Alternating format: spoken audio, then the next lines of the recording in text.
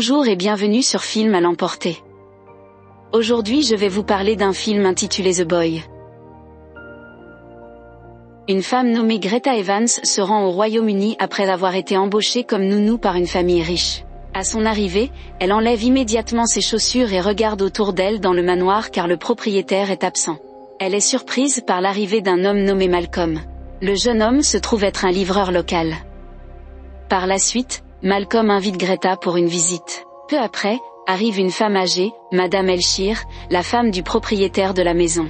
Madame Elshire demande où sont les chaussures de Greta. Greta montre où elle avait mis ses chaussures et est surprise quand elle voit qu'elles ne sont plus là. Madame Elshire dit avec désinvolture que c'est probablement la faute de son fils. Ensuite, Madame Elshire invite la jeune femme à rencontrer son mari, Monsieur Elshire. Elle la présente également au garçon qu'elle est censée garder. Mais à sa grande surprise, ce garçon est en fait une poupée de porcelaine nommée Brahms. Elle rit, pensant que c'est une blague. Mais Monsieur et Madame Elshire sont on ne peut plus sérieux. La vieille dame dit à Greta que de nombreuses nounous avaient postulé pour le poste, mais Brahms les a refusées parce qu'elle n'était ni jeune ni belle. Les Elshire apprennent à Greta comment prendre soin de Brahms, en lui laissant une liste de règles strictes à suivre. Cela inclut faire la lecture à Brahms d'une voix forte et claire, jouer de la musique forte pour lui, garder les restes dans le réfrigérateur, placer une souricière et donner un baiser de bonne nuit à Brahms. Madame Elshire dit à Greta que Brahms est timide et ne bouge que lorsque personne ne regarde. Monsieur et Madame Elshire demandent alors à Brahms son avis sur Greta. La jeune femme se sent mal à l'aise avec ce qu'elle voit. Monsieur Elshire ferme la porte pour plus d'intimité. Peu après, les deux sortent et disent à Greta que Brahms apprécie Greta et qu'il veut qu'elle le garde. Greta appelle sa sœur pour lui parler de son expérience dans cette maison. Le lendemain, Greta entend Madame Elshire, qui est en colère parce que Brahms a saccagé sa chambre. Ensuite, Monsieur Elshire arrive, disant qu'ils partent en vacances, laissant Greta seule avec Brahms. Monsieur Elshire montre certains des horaires de Greta pour les prochains jours. Après leur départ, Greta commence à ignorer les règles, laissant Brahms seule. Durant la nuit, elle se réveille et entend des bruits étranges dans la maison, et Greta cherche immédiatement la source de ce bruit. Alors qu'elle était devant un tableau.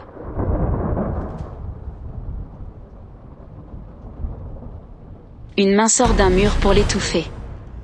Heureusement, il s'agissait d'un cauchemar. Puis Greta inspecte la chambre de Brahms et voit des larmes couler de ses yeux. Après avoir bien analysé la situation, elle découvre que c'était le plafond qui avait une fuite. Cette nuit-là, elle reçoit un appel, mais quand elle décroche, personne ne parle au bout du fil. Le matin, Malcolm vient livrer des courses et Greta lui pose quelques questions sur Brahms. Le livreur lui dit que Brahms était autrefois un vrai garçon et était le seul enfant de Monsieur et Madame Elshire.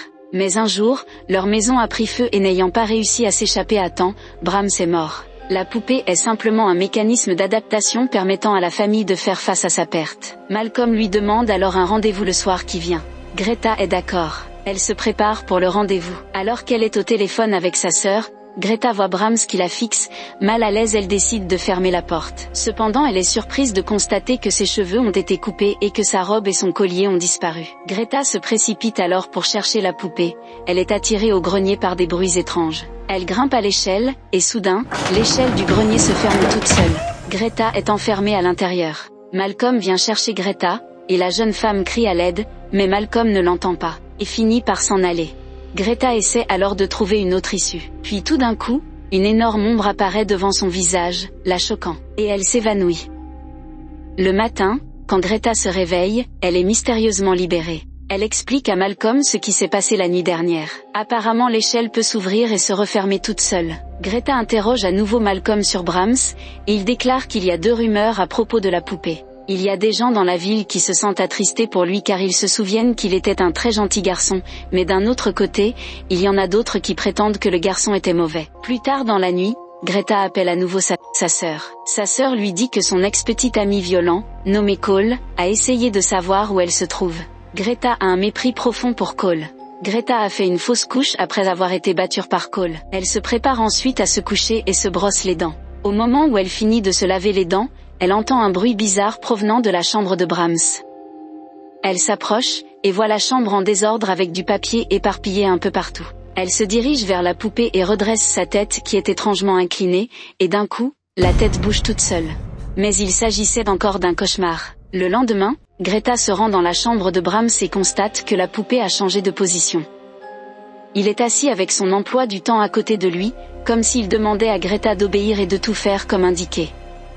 la jeune femme prend peur et court immédiatement dans sa chambre et essaie d'appeler sa sœur.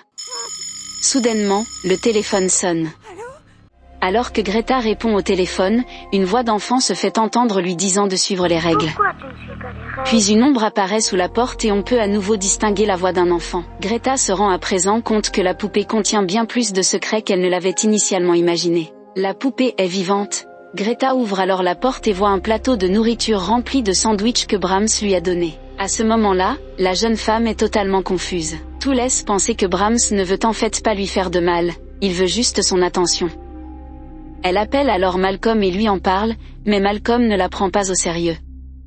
Une scène nous montre plus tard Madame et Monsieur Elshire écrivant une lettre à Brahms qui déclare « Nous ne pouvons pas supporter de vivre avec ce que tu es devenu. La fille est à toi maintenant. » Après avoir écrit cette lettre, M et Madame Elshire remplissent leur manteau de cailloux et se suicident. Greta, qui réalise maintenant que Brahms n'est que l'esprit d'un jeune garçon innocent qui veut qu'on s'occupe de lui, elle commence alors à être gentille avec Brahms et à faire les choses qui lui ont été confiées.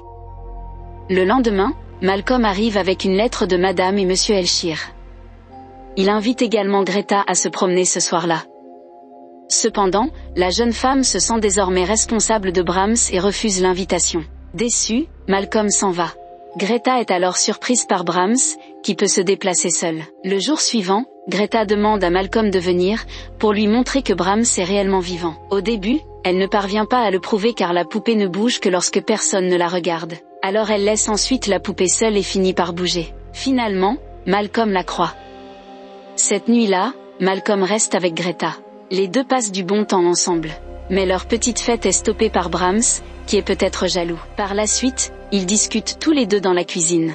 Malcolm se rend compte que Greta semble s'attacher à lui, il l'avertit en divulguant une histoire plus détaillée entourant la mort de Brahms. D'après ce qu'il sait, quand il était enfant, Brahms jouait avec une autre fille de son âge nommée Emily Cribb.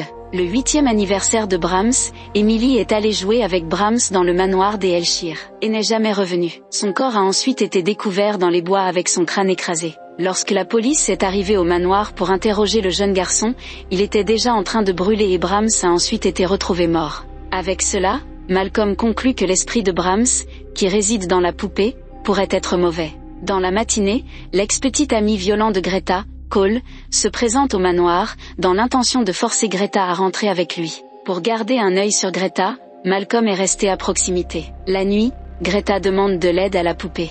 Cole se réveille et voit un message écrit avec du sang lui disant de partir. Croyant que cela a été fait par Greta ou Malcolm, il devient furieux. Réalisant que c'est Brahms qui l'a fait en utilisant du sang de rat, elle essaie de lui expliquer, mais il refuse de la croire. Finalement, Malcolm finit par les rejoindre et essaie aussi de convaincre Cole que la poupée est bien plus qu'il n'y paraît. Cole pique une colère et brise la poupée en morceaux. C'est à ce moment que les lumières de la maison commencent à clignoter. La maison se met à trembler et ils entendent des bruits derrière les murs. Cole essaie de déterminer d'où vient le bruit. Puis tout d'un coup, le miroir explose.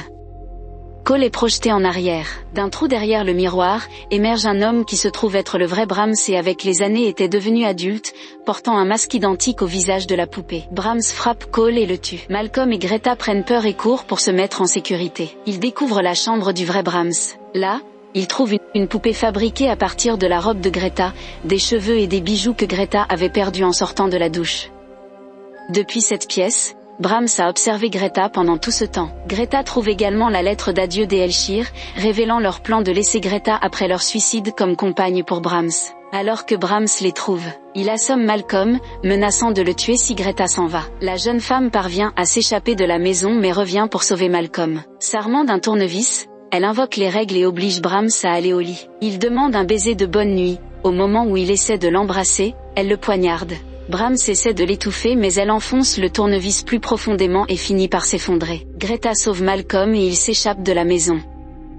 Dans la scène de fin du film, on peut voir Brahms reconstituer des morceaux de la poupée, nous laissant penser qu'il est probablement encore en vie. Pour conclure, nous pouvons en déduire que Brahms n'a jamais été tué. Il a toujours été un enfant tordu et a fini par assassiner Emily Cribb le jour de son 8e anniversaire. Pour le sauver du monde, ses parents ont brûlé leur propre maison et ont simulé sa mort, et l'ont caché dans les murs de leur grand manoir. Cela reflète également les raisons pour lesquelles monsieur et madame Elshire se sont suicidés. Finalement, leur culpabilité l'a emporté sur leur amour pour leur enfant et ils ont décidé de mettre eux-mêmes fin à leur souffrance. De plus, plusieurs indices sont laissés tout au long du film, qui nous mènent à sa grande révélation. Au début du film, lorsque madame Elshire parle à Greta des règles de la maison, elle indique clairement que Brahms aime sa musique très fort. Cela suggère que puisque Brahms vit dans les murs, la musique ou tout ce qui est audible doit être suffisamment fort pour que le son puisse passer à travers les murs. Les Elshire semblaient également très soucieux de garder leur maison très propre.